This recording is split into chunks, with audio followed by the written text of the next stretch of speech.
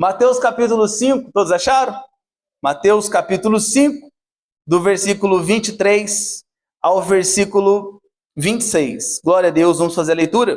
Portanto, se trouxeres a tua oferta ao altar, e aí te lembrares de que teu irmão tem alguma coisa contra ti, deixa ali diante do altar a tua oferta, e vai reconciliar-te primeiro com teu irmão, e depois vem e apresenta a tua oferta. O verso 25, concilia-te depressa com teu adversário, enquanto estás no caminho com ele, para que não aconteça que o adversário te entregue ao juiz, e o juiz te entregue ao oficial, e te encerrem na prisão. E em verdade te digo, que de maneira nenhuma sairás dali, enquanto não pagares o último ceitil. Amém? Pai, em nome de Jesus, eu peço a sua graça, e nesse momento, ó Deus, o Senhor nos ajude, o Senhor abra o nosso entendimento, e o Senhor nos enche da sua santa palavra, para que possamos cada vez mais, Senhor, andar da maneira como o Senhor quer, não nos enroscando, não nos emaranhando com os laços do inimigo deste mundo, mas estando livre para poder te adorar da melhor forma. É o que eu te peço e agradeço no nome de Jesus. Você pode se assentar, glorificando o nome do Senhor, amém? Irmãos, queridos, nessa noite, nós vamos falar de um assunto que ele tem total direção e totalmente a ver com a sua vida, com a minha vida e também diretamente ligado à nossa salvação. Talvez você possa imaginar que no culto de Santa Ceia nós devemos falar sempre sobre a cruz de Cristo, sim, mas assuntos correlacionados com ela também são aprazíveis para a noite de hoje. Quando você lê esse texto de Mateus 5, Sermão do Monte, você já lembra do contexto? O Senhor ele está discipulando, ele está formando ali o pensamento, ou aquilo que vai ser a coluna espinhal dos evangelhos, são bases que saíram também do Sermão do Monte.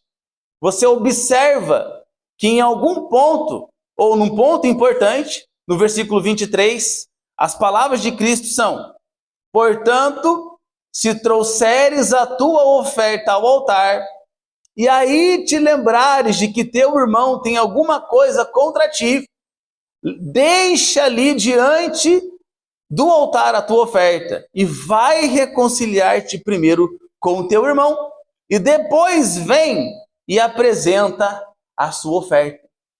Quando nós falamos de oferta, quando nós falamos de altar, aqui é totalmente e diretamente ligado ao povo, ou ao entendimento que eles tinham da lei de Moisés. Altar, Jerusalém, templo, e oferta era algo oferecido em troca. Eles levavam a oferta em troca de perdão, eles levavam a oferta em troca de adoração. E são vários os tipos de oferta, mas nós não vamos entrar nesse momento agora, ou nesse assunto agora. Mas eu quero que você entenda isso. Oferta, altar, era ligado à adoração, era ligado à entrega. E isso para nós é de maior importância, sim ou não? Levar a Deus algo que o adore, levar ao Senhor algo como troca, como um agradecimento por aquilo que o Senhor tem feito por nós. Mas o que o Senhor Jesus fala e o que mostra a lei parece entrar em contradição. Você leva alguma coisa, mas aí você tem a consciência de algo, de que algum irmão pode ter alguma coisa contra você. E repare no texto, se você for fiel à leitura dele, não é a pessoa lembrar que fez alguma coisa para você. Não é você lembrar que fez alguma coisa por irmão. Não é isso.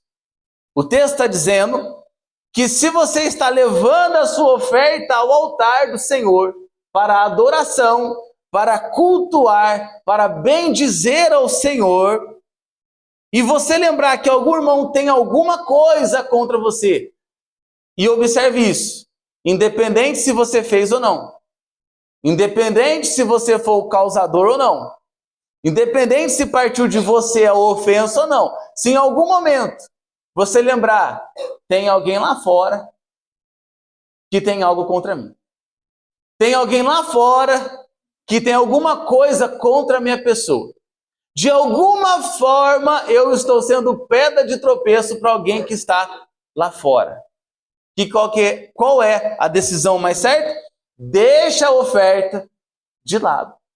Talvez alguns aqui já se espantem, irmão, como assim? Se eu já levei a oferta, eu vou entregar, depois eu vou e conserto. Não é isso. Deixa a oferta de lado, vai atrás do irmão e conserta com ele primeiro. Mas nós vamos voltar nesse texto. Marcos capítulo 11, verso 25 diz: quando estiverdes orando, se tiverdes alguma coisa contra alguém, perdoai-a, para que o vosso Pai, que está nos céus, também vos perdoe os vossos pecados. Olha para você ver a importância de se fechar alguns ciclos da forma correta, de encerrar alguns relacionamentos de forma correta, de fechar algumas comunhões de forma correta. Uma vez, eu estava dentro de uma situação, eu fui visitar um irmão e ele falou assim: olha, para aquela igreja eu não volto mais. Eu não vou mais para lá, eu não quero mais conversar com aquele pastor, eu não quero mais saber dele. Eu falei: irmão, tudo bem. Você não querer ir para a igreja é uma coisa. Você não querer participar do culto naquela igreja, isso é um ponto. E nós respeitamos esse ponto. Agora, você tem que ir lá na igreja, sentar com ele, acertar os ponteiros com ele, e aí você pode sair em paz. Porque senão, o que acontece?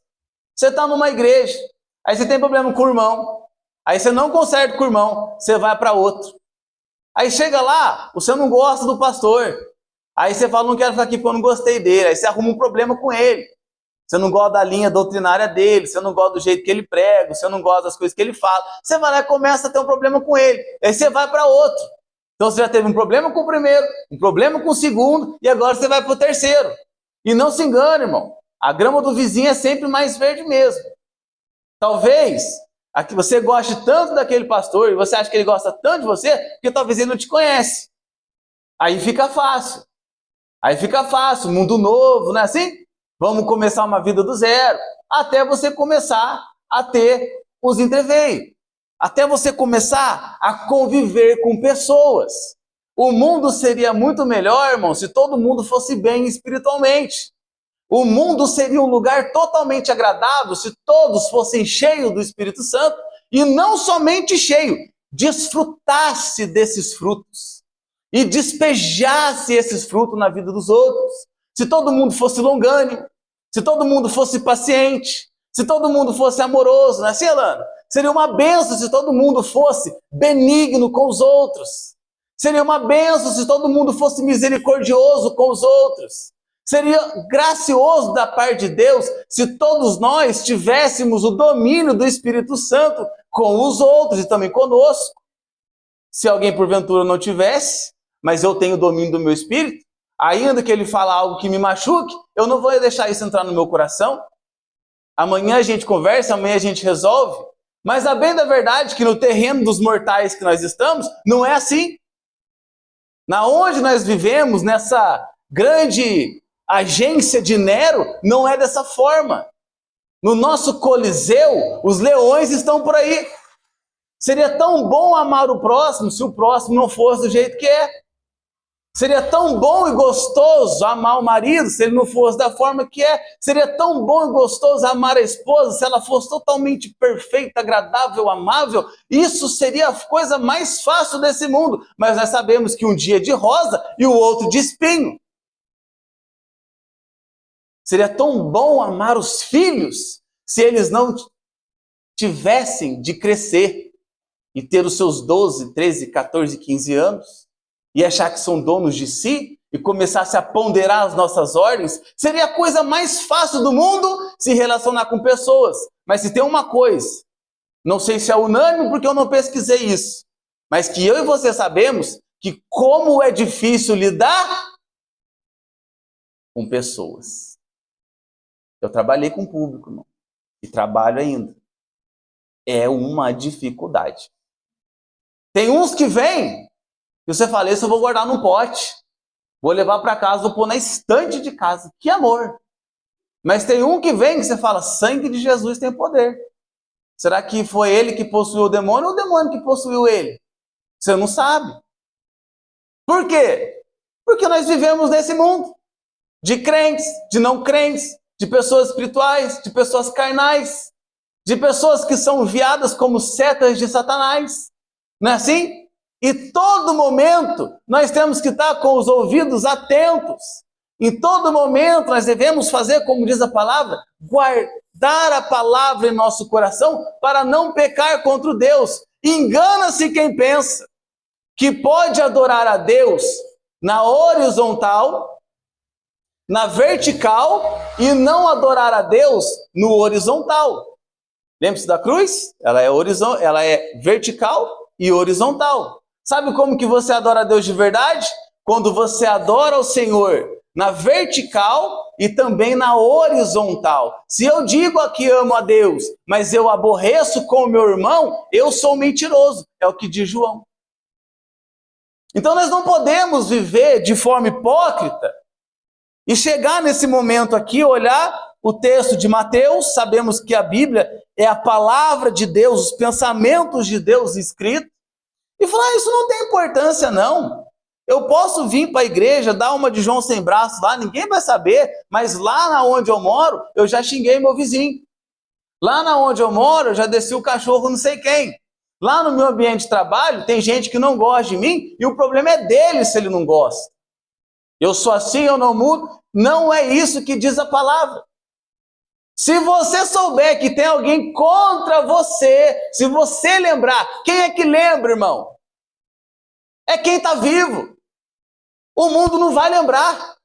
O ímpio não vai fazer isso, porque ele não tem consciência disso. Ou se tem, ele passa despercebido. Mas nós que somos vivos espiritualmente, nós que temos o Espírito de Deus, nós lembramos. Por quê? O altar revela a intenção. Quando você chega para oferecer a sua oferta, quando você chega no momento da comunhão da ceia, quando você chega para levantar as suas mãos, eu e você bem sabemos quais são as pendências.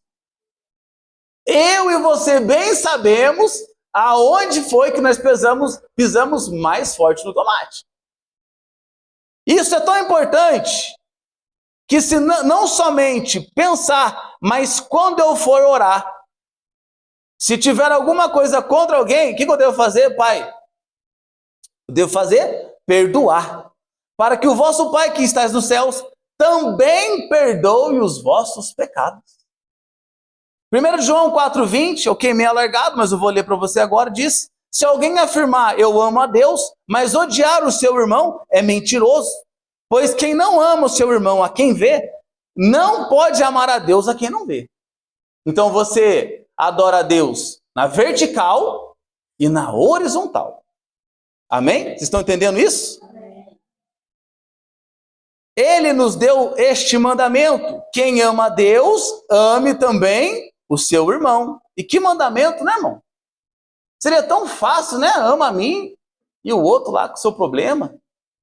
Vocês amam a minha pessoa, vocês amam o meu filho, vocês se entreguem à minha obra e o outro lá, problema dele. Não seria uma paz mundial se assim fosse? As nossas guerras não seriam menores? Cada um com o seu problema, eu não preciso me importar com o irmão do lado, cada um faz aí, cada um, que o sol queime as costas de cada um a cada dia. Mas não foi isso que o Senhor nos deixou. Muito pelo contrário. Se eu digo que eu amo a Deus, eu também devo amar o meu irmão. Se eu digo que eu amo a Deus, eu preciso ter misericórdia do meu irmão. Se eu digo que eu amo a Deus, eu preciso me colocar no lugar, por vezes, de miséria do meu irmão.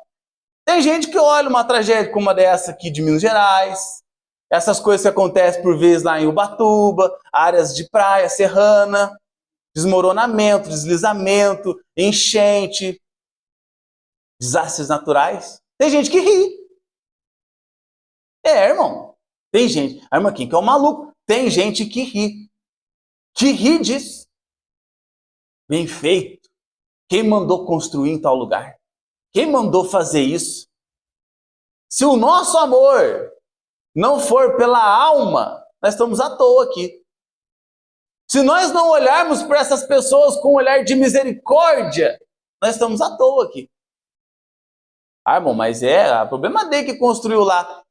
Um pensamento deste conduz ao inferno. Uma atitude dessa nos conduz à condenação. Devemos olhar as pessoas e saber que Deus também se importa com elas.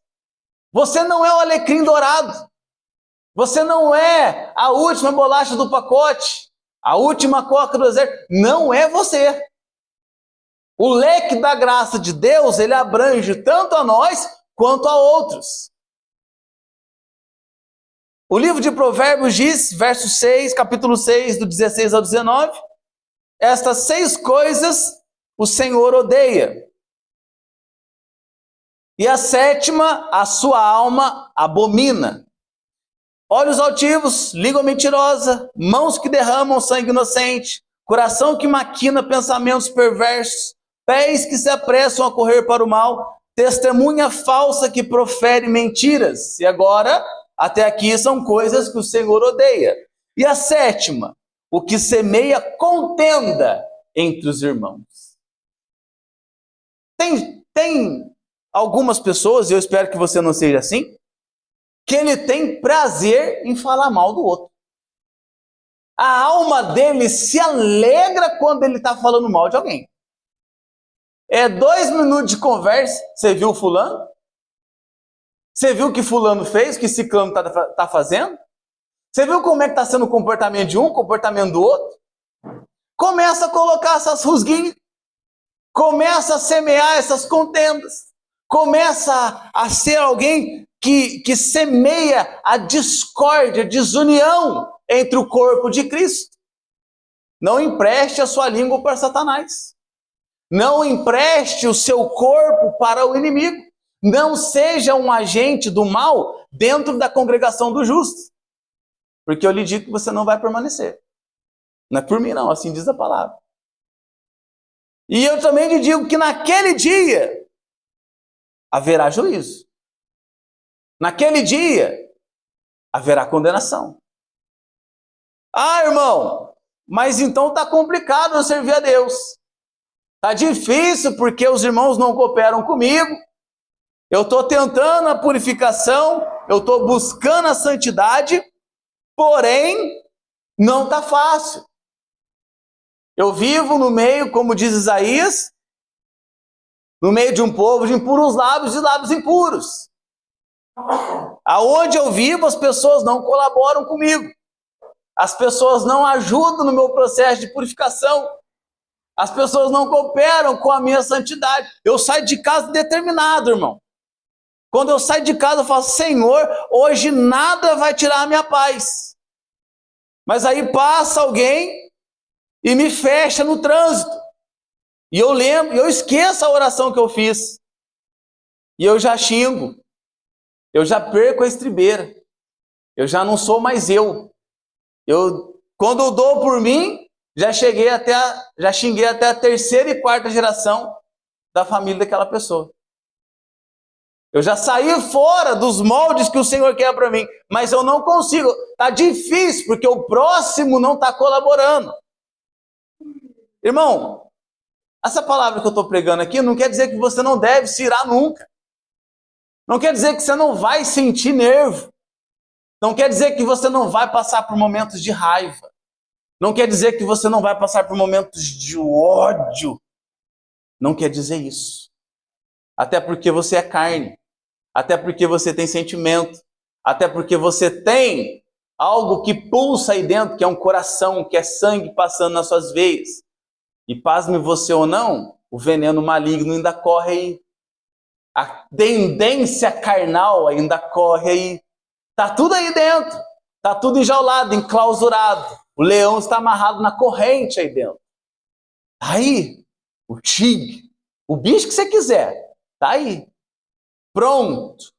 Aposto para o primeiro momento, para a primeira fenda de rocha que ele encontrar, sair. Irmão, como é que eu vou agir então? Lembra que eu falei que você tem que guardar a palavra para não pecar contra Deus? Efésios 4, 26 e 27. Quando vocês ficarem, talvez a sua versão deve ser igual à minha, está escrito assim, talvez quando vocês ficarem chateados, é isso que está aí? Talvez quando vocês sentirem um pouquinho de nervoso, essa é a tradução que está aí na sua? Quando vocês ficarem irados, essa é a palavra, Sabrina. Ira, sabe? Aquele sentimento que vem que parece incontrolável. Aí você fala, tá bom, Paulo, o que eu faço, Paulo? Vai, eu sei que passou por tanta coisa, tinha até irmão traindo você. O que deve fazer então na hora dessa? Não peque.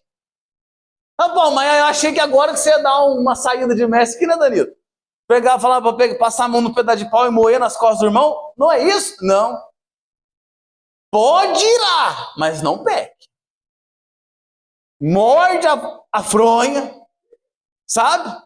Enfia a toalha na boca, se tranca no banheiro, dá um grito, faça qualquer coisa, mas não peque. Qual é o pecado? Se irar contra o irmão, aborrecer o irmão. A Bíblia fala, a Bíblia diz que matar o irmão é pecado, sim ou não? Não matarás. 10 mandamentos, lei de Moisés. Mas quando Jesus vem, ele fala assim, ó, vocês têm ouvido, vocês têm percebido pela lei, não matarás. Eu, porém, vos digo que aquele que pensar mal contra o seu irmão já o matou. Você está observando qual é a importância? E tem um monte de gente, irmão, dentro das congregações, tem um monte de gente dentro do corpo de Cristo, dizendo, com um ato farisaico, com um ato estereótipo, com um ato de ação exterior de adoração, começa o louvor, o irmão está lá, no manto, e teu irmão do lado falou, pois é, né? Rachou o copo nas minhas costas em casa agora, jogou minha comida no chão, acabou comigo, e agora está aí. Com a mesma boca que me amaldiçoou, agora ela está aqui louvando a Deus. E ai desse irmão, se ele ainda querer pensar isso, e querer ir lá falar com o irmão, ele fica ofendido. Não, meu irmão, você não deve julgar a minha adoração. Você não deve julgar aquilo que eu estou fazendo aqui. Mas olha o que a palavra de Deus diz. Que nós devemos, se eu sei que eu rachei com alguém, se eu sei que eu acabei com a vida de alguém, se eu sei que eu falei coisas que não devia, se eu sei que eu agi da maneira que eu trouxe prejuízo para alguém, o que é que eu devo fazer, irmão? Jesus ensina que o relacionamento pessoal, ele é mais importante que a adoração. O relacionamento que eu tenho com as pessoas, ela não pode ser subjugada em detrimento de uma falsa e aparente adoração. Talvez aqui muitos falem assim, não, minha oferta está aqui, toma aqui, depois eu vou lá ver com o outro. Sabe o que acontece? Depois que você ofertou, você não faz isso. É igual no momento da ceia. Ó, irmão, se você sabe que tem algum problema, irmão, vamos consertar a vida em tal área. Se você sabe que tem pendência nisso, aí você está ali na hora da ceia, Senhor, perdoa eu que eu vou sair daqui, eu vou resolver. Já faz uns 3, 4, 5, 1 ano, 2 anos que você está prometendo a mesma coisa, não faz. Então faça antes. Mostre para o Senhor antes que você arrumou, que você resolveu, que você reparou o erro. E o texto segue. Apaziguem a sua ira antes que o sol se ponha, e não deem lugar ao diabo. Talvez você que começa a briga, talvez eu que começo a contenda, e depois que a contenda acontece, eu jogo a culpa do coitado do Satanás. Não pasme você usar a palavra coitado, porque bem-aventurados somos nós que temos uma herança eterna. Coitado dele que já está condenado. Mas quem é que começa? Quem é que vai lá? Quem é que dá lugar? Quem é que abre a porta? Somos nós. É eu. É você. E depois você dá lugar. Primeiro é você que fica irado, primeiro é você que peca, e depois ele pega o cenário pronto. Depois ele pega o lugar apropriado. Colossenses 3, do 12 ao 14 diz: portanto, como povo escolhido de Deus, santo e amado, revistam-se de profunda compaixão, bondade, humildade, mansidão e paciência. Suportem-se uns aos outros e perdoem as queixas que tiverem uns contra os outros. Perdoem como o Senhor lhes perdoou. Acima de tudo, porém, revistam-se do amor, que é o elo perfeito. O ato de perdoar, ele não é uma condição somente espiritual. O ato de perdoar é uma decisão. Você decide perdoar. Você se propõe a perdoar. Você busca a reconciliação. E qual é o motivo, irmão? Qual é a saída ou qual é o suporte que nós temos para fazer isso? Ai, mas fulano não merece perdão, não. O que ele fez comigo acabou. Eu não quero mais ver ele nem pintado de ouro. Se ele passar numa rua, se ele passar numa calçada, eu vou para outra. Se eu ver ele de largo, eu passo por longe. Mas qual é o contexto? Qual é o pressuposto? Qual é a âncora deste versículo para que você possa ter base para falar, olha, eu devo perdoar. Eu preciso perdoar. Eu preciso decidir por perdoar. Por quê? O texto diz: perdoem como o Senhor lhes perdoou. Aqui, o apóstolo Paulo, ele busca nesses irmãos, se você ler o capítulo inteiro, no capítulo 3 inteiro, ele dá praticamente um manual de convivência. É bonito de ver até. Aí ele fala, olha, o perdão, ele deve ser visto na condição que eu e você somos. Sabe por quê? Por vezes nós caminhamos assim, ó. Eu não vou perdoar, não. Fulano não merece, não devo perdoar ele, não quero perdoar ele. Ele vive a vida dele lá, eu vivo a minha vida aqui, mas não tem uma reconciliação, não tem o perdão, não sai palavras de perdão da boca, não sai atitude de perdoar. Porque lá no fundo, de certa forma, a gente se coloca acima. Lá no fundo, ainda que inconscientemente, nós nos colocamos acima daquela pessoa. Nós achamos que nós somos melhor que ela. Nós achamos que nós estamos num patamar acima que ela. Mas quando Paulo usa esse argumento, ele nivela todo mundo na mesma fila. Ele coloca todo mundo com 1,70 m e com 80 quilos. Ele põe todo mundo dentro de um sapato 41. Não tem maior, não tem menor, não tem mais gordo, não tem mais magro, não tem mais escuro, não tem mais claro. Perdoem. Por quê? Porque o Senhor perdoou você. E como é que o Senhor perdoou você? Ele não olhou se você merecia? Ele não olhou se você veio reparar o erro? Ele não olhou para você e tentou achar algo bom em você porque não tinha? Ele simplesmente usou de amor, que é o elo perfeito? Ele simplesmente usou de misericórdia e derramou sobre nós a sua graça. Por isso, quando você olhar para alguém e falar, esse fulano é digno de miséria, essa pessoa é digna de morte, que aconteça tudo de ruim na vida dela, por tudo que tem feito.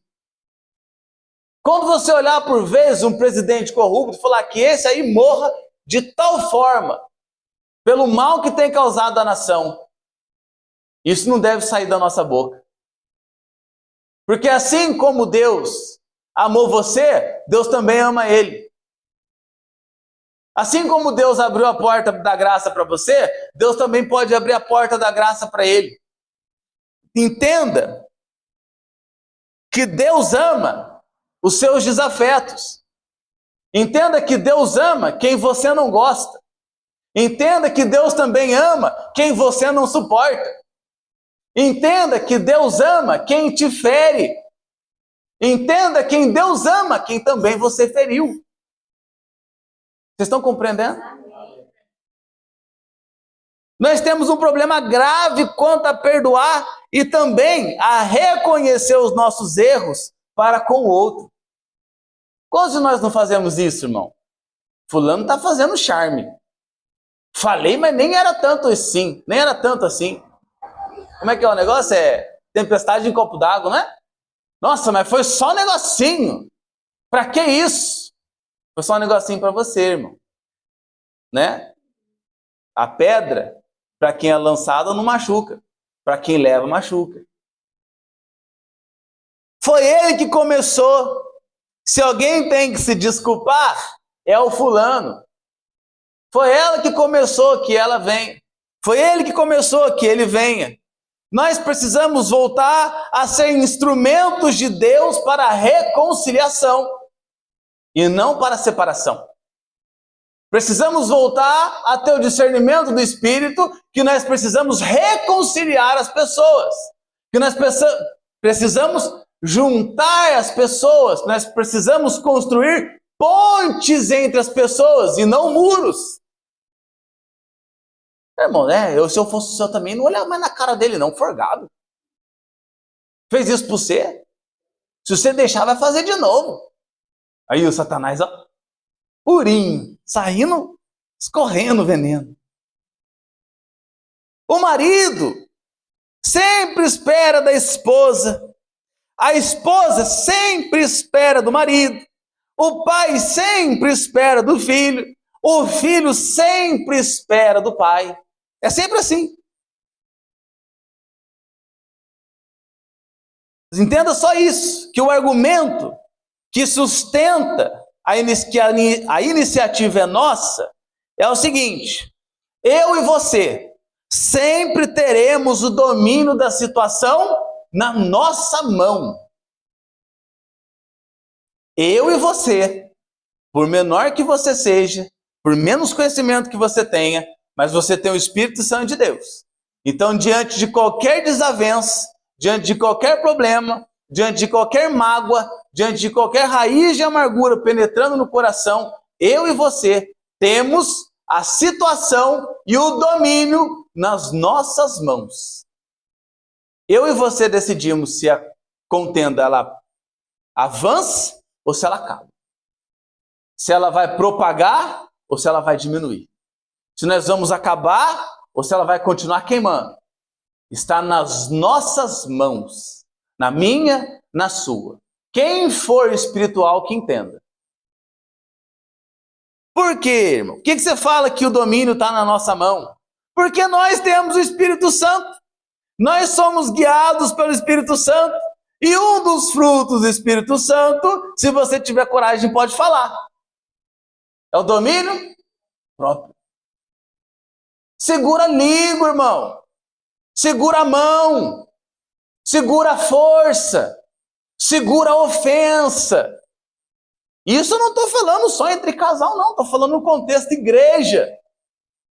Segura o olhar, segura o entendimento. Saiba das coisas que o domínio próprio somos nós quem temos. Ai, mas ele falou isso para mim, pronto. Já vai embora, ele não sabe nem o que o pregador disse. Mas ele gravou meia dúzia de palavras que foi dita no momento do café. E ele vai embora com aquilo. Que o pregador falou lá 1 hora pregando na cabeça dele, ele não lembra um versículo. Mas aquela palavra que o irmão do café disse para ele, pronto, acabou com ele. E o domínio próprio? E a ação do Espírito Santo? E o escudo da fé? Está onde? Vocês estão entendendo? Alguém precisa afrouxar a corda, abaixar as armas, resolver os conflitos e pavimentar a estrada da comunhão. Enquanto eu puxar a corda de um lado, enquanto a minha esposa puxar a corda do outro, não haverá uma comunhão sadia.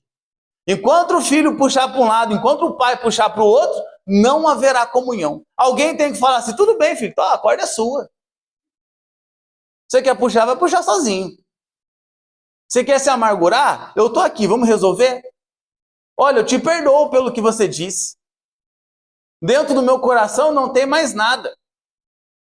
Entre eu e você, Satanás não tem lugar. Entre nós, como comunhão de igreja, o inimigo não vai fazer arruaça, porque eu estou pouco me lixando com esse problema aqui. Senta aqui, vamos conversar, me perdoe, eu não quis dizer isso, você me entendeu errado, mas o inimigo não vai se andar com nós, não. Isso fortalece a sua casa, isso fortalece o seu emprego, isso nos fortalece como igreja, isso nos fortalece como família. Vocês estão entendendo? Agora, imagina a Lana puxa para um lado, o Danilo puxa para o outro. Você falou isso, mas eu estou certo. Não, mas eu estou certo, eu não vou recuar. Mas não vou mesmo. Você não vai? Então eu também não vou. Quem é que ganha? Fala para mim, quem é que ganha? Satanás está lá assim, ó. Aí, garoto bom, era isso que eu queria aí, ó. Separei dois. Pronto. Tá cada um de um lado puxando a corda. Quem que é edificado nisso? O reino das trevas. Tá todo mundo armado, até os dentes. Né? Você falou isso para mim, mas aquele dia, e mais aquele ano, e lá em 1720, você deixou a toalha lá em cima da cama e eu tive que tirar. Nessa hora, irmão, o leque, o material bélico é pesado. Rússia e Ucrânia usam pouca bomba perto de quem tá assim. Você tá rindo, mas eu posso estar falando de você. Fica esperto, hein? Irmão, Deus ama essa pessoa aí que você tá com ranço. Deus ama essa pessoa aí que você está arrumando, achando que ela tem algo, que ela está com problema. Vai lá e conserta. Ô, meu filho, vem aqui, senta aqui. Eu não sei, eu passo por você, você olha estranho para mim. Tem alguma coisa? Porque a gente não pode deixar essa fenda na rocha aberta para que o inimigo fique trabalhando. Nós não podemos nos dar, irmão, de pessoas hipócritas que levantam a mão aqui na igreja e glória e aleluia e louvado seja Deus e Deus nas alturas e hosana e tudo isso mais que nós falamos, sendo que quando nós vamos embora sabemos que tem um monte de gente lá fora que nós fizemos mal ou que porventura eles possam ter algo contra nós. Tem que chegar. Tem que chegar. Ô, irmão, e aí? Nem que seja por uma mensagem. Olha, eu vi tal dia aí que manda um áudio, porque às vezes pessoalmente fica meio difícil, fica meio receoso, mas manda, conserta, ajeita, arruma. Principalmente no seio da igreja, isso não pode haver. Mas sabe o que eu acho interessante? Que Jesus nunca ensinou algo que ele não praticou. Ele não falou isso para você, eu não vou fazer isso não, isso aí é problema seu. Eu sou Deus, eu sou Jesus, então isso aí eu não vou fazer não. Não, ele não fez isso. O mandamento é claro, se teu irmão tem algo contra ti, a iniciativa deve ser do ofensor. No plano humano isso já é difícil. Agora no plano espiritual, isso se torna impossível. Talvez você está aqui hoje e fale assim, irmão, mas como é que é isso? Deus tinha muita coisa contra nós. Muita. Pecado, rebelião, idolatria, afronta, orgulho. Uma lista imensa. Quem é que deveria vir? Quem é que deveria resolver isso? Como é que eu ia chegar para Deus lá e falar assim, Senhor, então, em relação ao que eu já fiz para o Senhor, até porque o homem caído, como é que ele ia ter consciência disso? Sendo que ele estava morto nos seus delitos e pecados. A iniciativa foi do próprio Deus de vir nos buscar. Mesmo nós totalmente errados, mesmo nós totalmente caídos, mesmo nós totalmente depravados, porque diante de Deus nós somos ofensores, Deus é o ofendido. Nós temos a dívida e Deus tem a santidade. Você está compreendendo? Se Mateus 5:23 fosse aplicado diretamente à nossa relação com Deus, Seríamos nós que teríamos que ir até ele antes de qualquer adoração. Mas aqui tá, o homem caído não pode ir. Aí o que Cristo faz? Perdão, irmão. Ele cumpre o texto, invertendo a distância. O que nós não fizemos, Cristo fez. A iniciativa divina você encontra em 2 Coríntios 5, 18 e 19, que declara: Deus estava em Cristo, reconciliando consigo o mundo. Está vendo, irmão? Assim como Deus reconciliou o ser humano com ele, agora nós que temos Deus devemos também levar a reconciliação. E não a separação, e não o afastamento. Mateus 5 diz: vai primeiro, deixa a oferta e vai primeiro. Mas o Evangelho mostra que Cristo veio primeiro. João confirma que nós só o amamos porque ele nos amou primeiro. O altar definitivo de Mateus 5 é o seguinte: você está no altar, Jerusalém, oferecendo a sua oferta. Altar, templo, essa era a regra, a lei. Mas agora, com Jesus, como é que funciona? O altar não é mais de pedra. O altar não é mais um lugar. O altar não é mais geográfico. O altar é a cruz do Senhor. Então, quando nós viemos para este lugar, prestar culto, prestar adoração, prestar louvor, reconhecer a grandeza de Deus, o que você deve lembrar? Será que eu fiz mal para alguém antes? No meu caminhar, no meu chegar aqui, será que eu não encontrei ninguém no caminho antes? Irmão, o que eu ouvi de piadinha, de graça, de deboche uma vez, eu não sei onde que foi, se foi o estado de São Manuel aqui, tinha um rapaz vindo de cavalo, e se eu não me engano o cavalo ele assustou com o barulho do carro, e o cavalo fez uma manobra lá e derrubou o rapaz no chão, que estava em cima dele. E esse rapaz trabalha comigo, que caiu.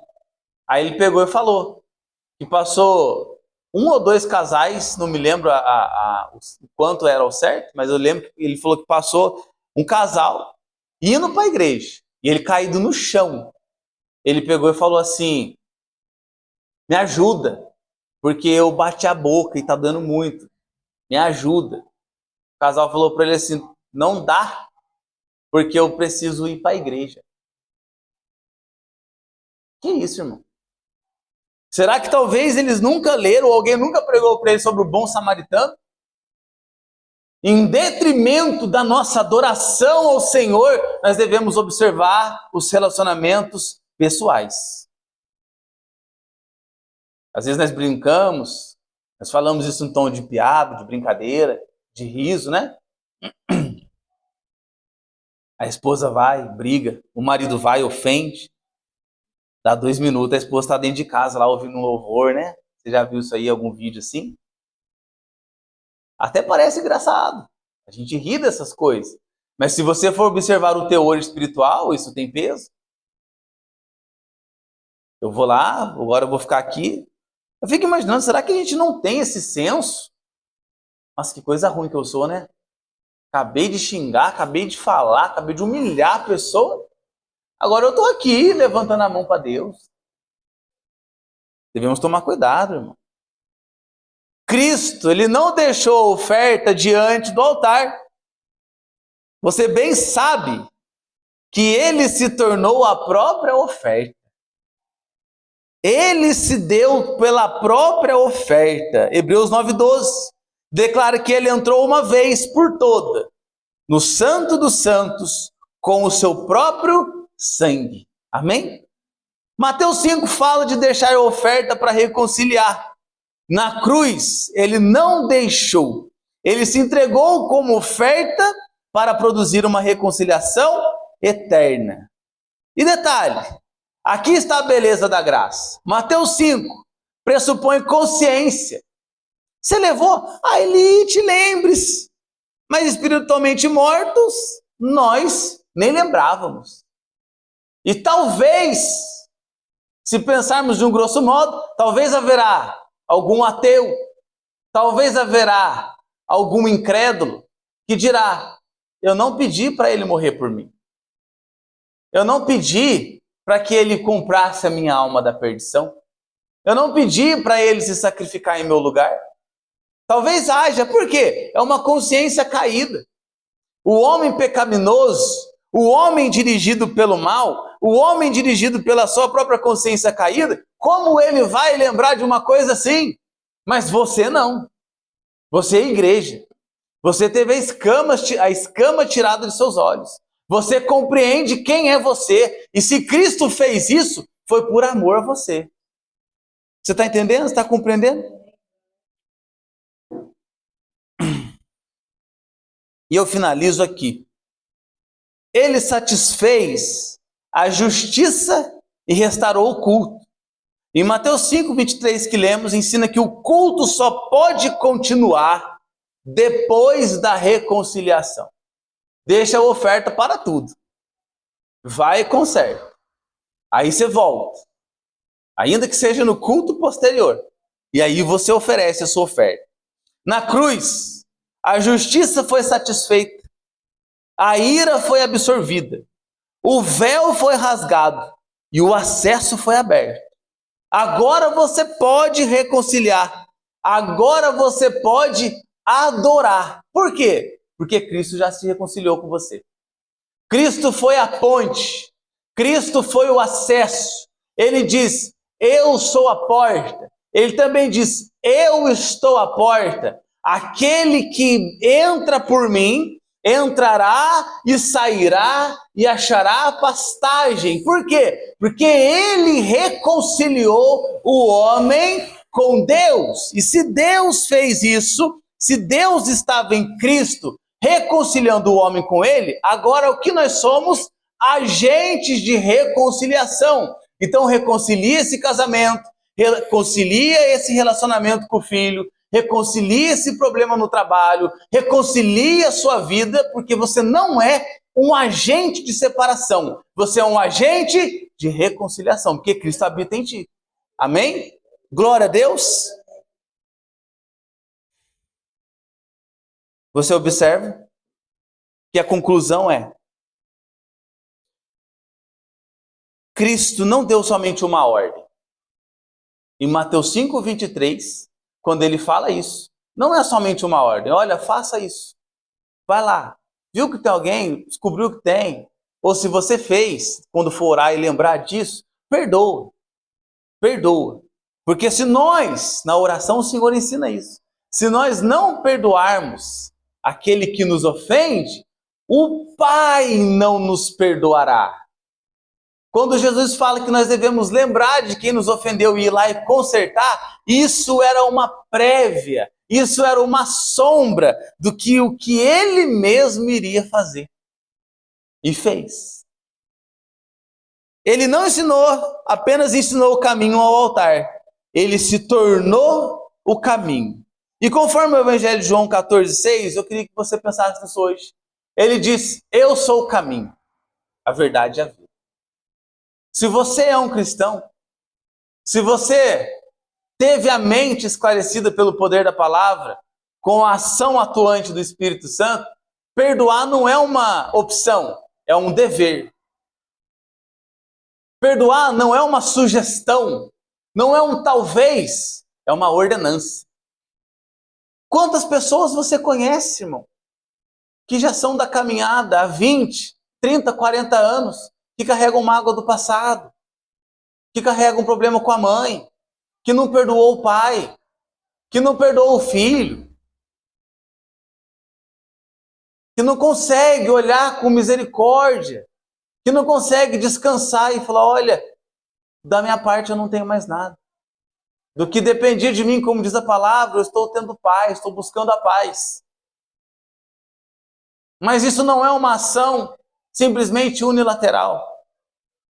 Deve partir de nós, deve sair de nós, para que esses muros sejam desfeitos. Tem pessoas hoje chorando a dor do luto, porque naquele último dia tornou a ter outras atitudes. Tem pessoas hoje chorando e sofrendo, porque não sabia o que viria daqui a 10 minutos. E talvez, e assim o Senhor tenha misericórdia da nossa vida, e não aconteça conosco, que não seja daqui a 10 minutos, que não seja daqui a meia hora, que se dê a nossa partida, mas que dê tempo de nós arrumarmos, que dê tempo do filho perdoar o pai, que dê tempo da filha perdoar a mãe, que dê tempo de um primo perdoar o outro, que dê tempo de que cada um de nós venhamos a limpar o nosso coração, porque quem está lá no mundo age conforme o mundo, mas quem está em Cristo, nova criatura é. As coisas velhas se passaram e eis que tudo se fez novo. E agora você não pensa como eles, você não age como eles, você sequer é como um deles. Mas nós temos o Senhor. E Ele nos manda, nos adverte, nos ordena. Perdoe. Amém, queridos? Assim como Ele nos perdoou. Fique de pé em